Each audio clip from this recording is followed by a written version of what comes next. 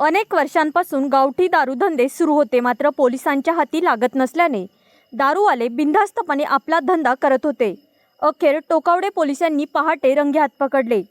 Tokawade police station हद्दीतील पारदवाडी तालुका मुरबाड शिवारातील डॅमलगत जंगलात टोकावडे पोलिसांनी अवैधरित्या चालू असलेल्या 2 गावठी हातभट्टीवर छापा टाकून दोन्ही हातभट्ट्या उद्ध्वस्त केल्या असून सदर हातभट्टी चालवणारे इसमनामे गंगाराम परसू ठोंबरे राहणार मोहवाडी तालुका मुरबाड आणि मधुकर देवपारधी राहणार मोहवाडी तालुका मुरबाड यांच्यावर टोकावडे पोलीस स्टेशन येथे महाराष्ट्र दारूबंदी कायदा अन्वये गुन्हा दाखल करण्यात आला असून सदर छापा कारवाई ही सहाय्यक पोलीस निरीक्षक शीतलकुमार नाईक, पोलीस उपनिरीक्षक संजीव साखरे, पोलीस हवालदार जगदीश पथारे, पोलीस कॉन्स्टेबल ज्ञानेश्वर शेळके यांनी केली असून